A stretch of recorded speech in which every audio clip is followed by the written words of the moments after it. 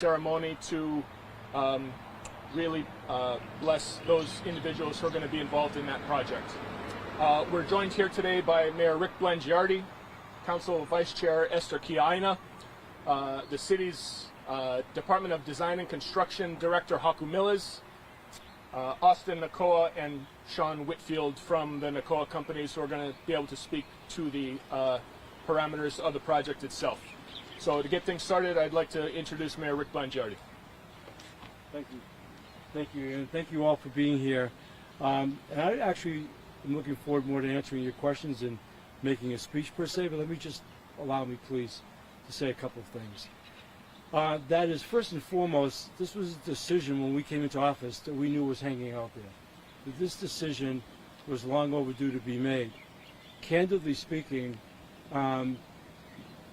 I started out in the process on a very personal level saying, let's see if we can save the stairs. Let's see if that's the right thing to do.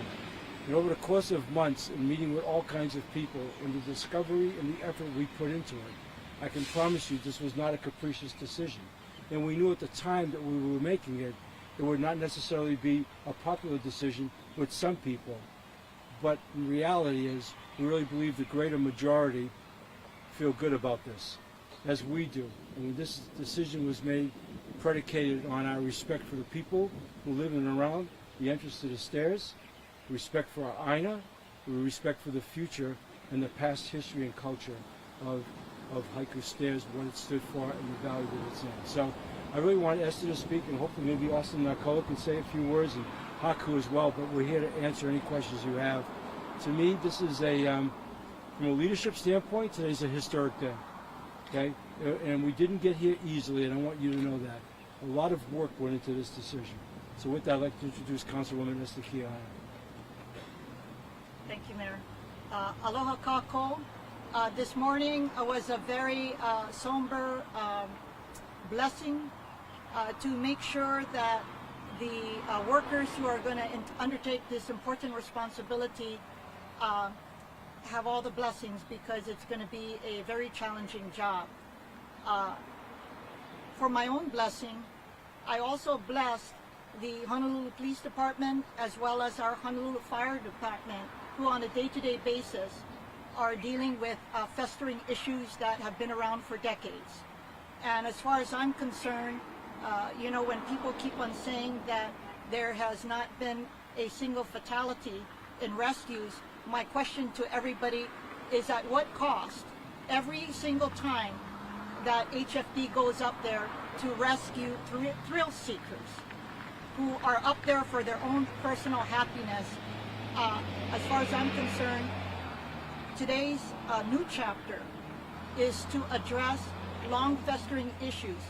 I acknowledge the history of Haiku Stairs, the families who were displaced by the building of Haiku Stairs, those who helped to build Haiku Stairs, those who worked on Haiku Stairs for U.S. national security purposes, and those communities nearby who's seeing their quality of life degraded decades by illegal trespassers who have no aloha for the quality of life of these families. I am hoping that this new chapter in Haiku Valley would provide a healing for all parties. As the mayor said, this was a very difficult decision. It is not a day of celebration, but I have to tell you, it is a day that I welcome, because it is a closure of an issue that has been kicked down the road for decades. And as far as I'm concerned, we have collectively made a decision for the good of the community. And so I know that there are going to be many people who are going to say that we are taking away something from them. This is a man-made contraption on a natural valley. And as far as I'm concerned, ensuring that there is no further liability on behalf of the city, providing for public safety, restoring the valley, and providing, I guess, a natural setting so that people could remember what Haiku Valley was. So anyway, thank you so much. And I'm willing to answer questions with the mayor. Yeah, I think actually Haiku and Austin both would just prefer to answer questions, so rather than come up here. But I really appreciate what Councilwoman Kiana said. I also want to acknowledge her strength and her passion, her manal in this deal. And so, anyway, let's have that. Okay. When does Anyway. construction or demolition? Construction will start the latter part of this month, So end of April. end of April, by the end of April. What will the deconstruction look like? Well, Austin, I think they want to ask what the deconstruction will look like. Here we go. I'd rather than me say that, I would rather turn it over to the man. What is the question again? What does the deconstruction look like?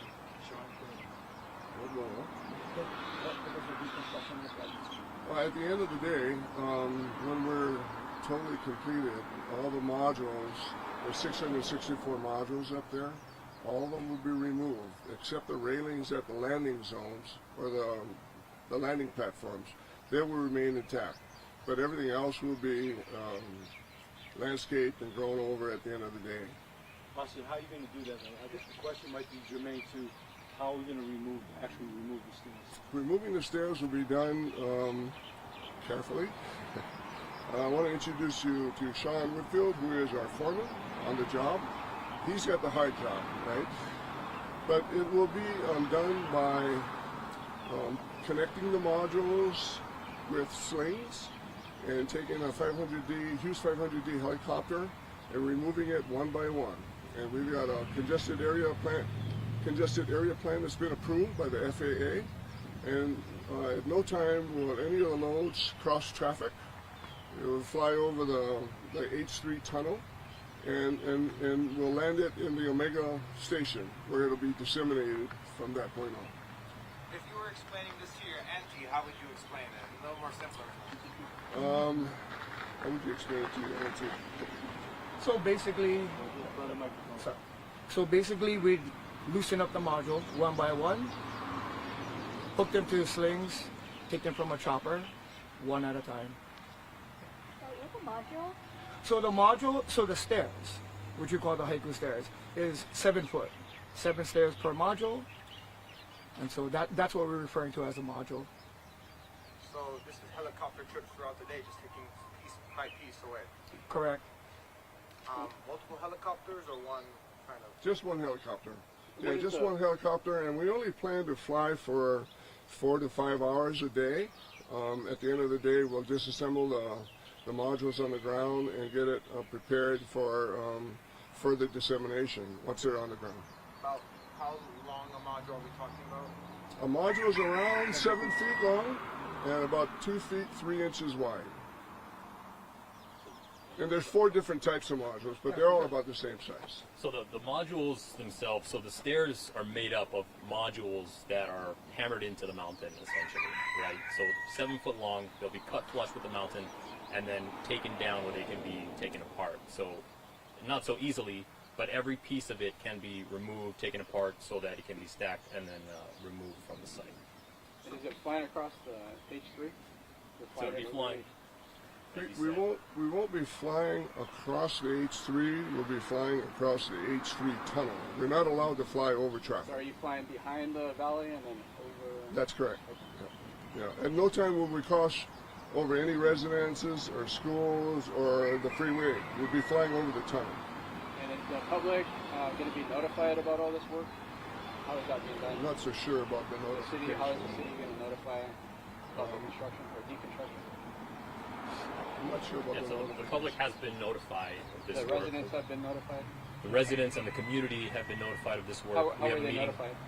So we have internal discussions with them as well as another meeting with the school to make sure that the kids are understanding of the work that's going to be going on, as well as Koalau Foundation, And working on a larger community. and definitely a larger community meeting as well. Will you folks be starting from up, down, or down, up in terms of route, or would it be just So the idea, initial plan is to start from the Moana Loa saddle, which is to your right of the satellite, and then work our way from up, down, coming down. Yes. And timeline?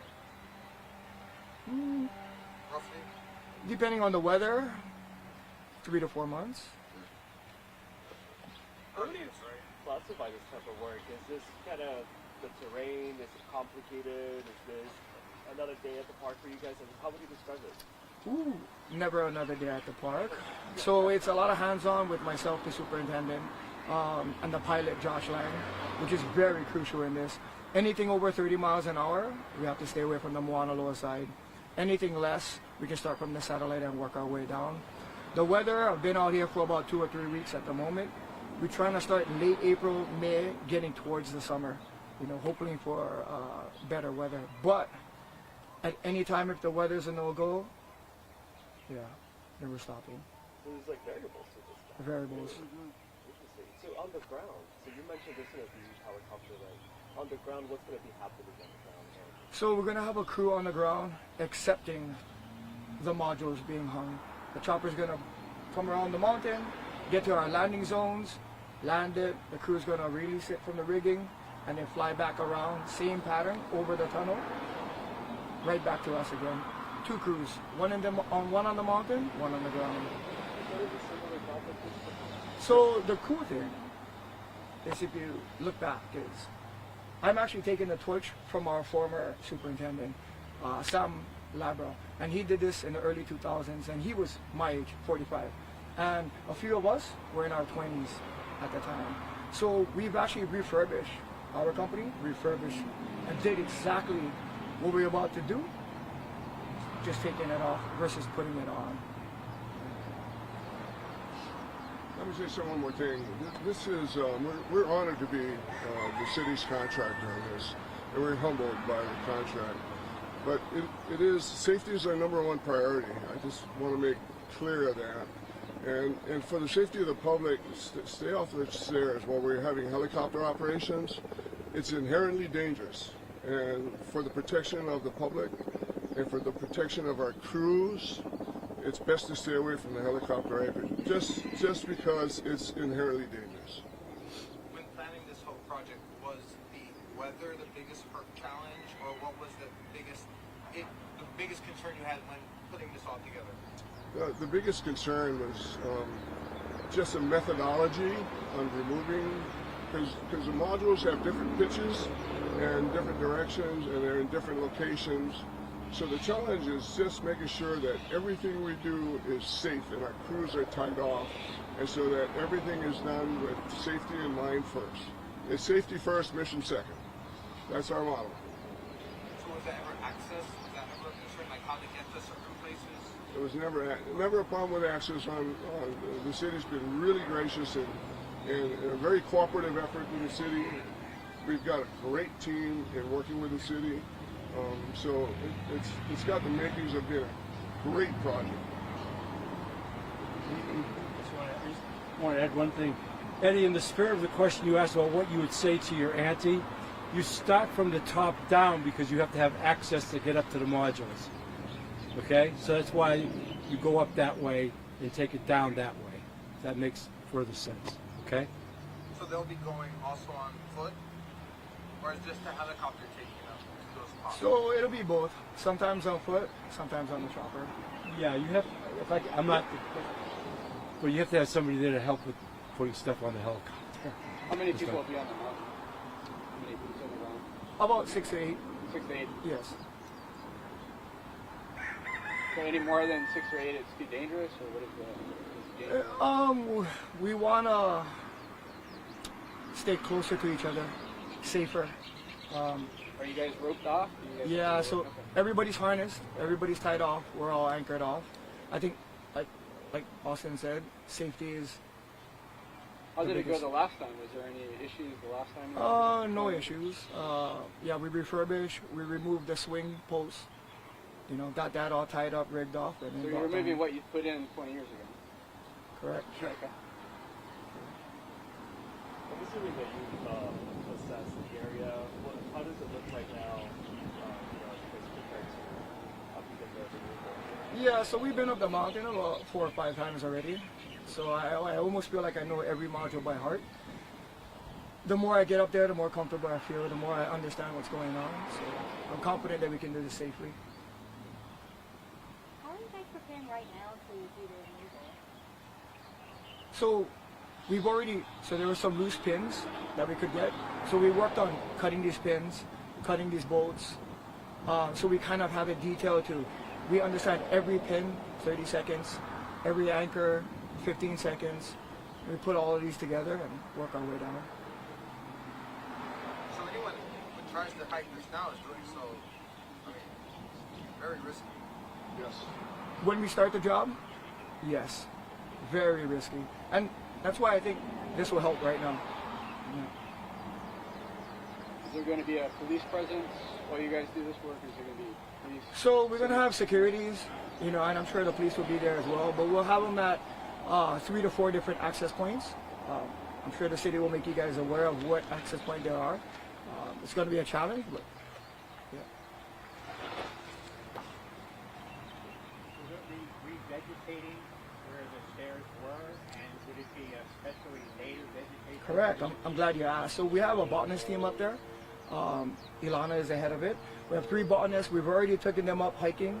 We've identified native plants, endangered plants, and we actually have to replant anything within the module after we remove the module. So we've taken a lot of consideration on loose dirt, erosion.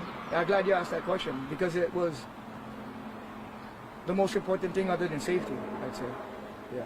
Preserving the environment around the module is very important. Correct. One last question for Mr. Mayor. Thank you guys. Yes, And apologies if you answered this in previous it's okay.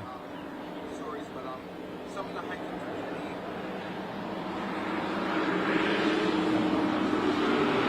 Maybe that's a sign you shouldn't ask the question, Eddie. I mean, let's just let's just take it at that and call it a day. Go ahead. Some in the hiking community, who are discouraged by this news point to the city's success story with Cocoa Head in that public-private There are partnership. 2 different projects, and the Cocoa Head Stairs are very different than the Haiku Stairs. And look, we knew it would be upsetting to some members of the hiking community. We knew that.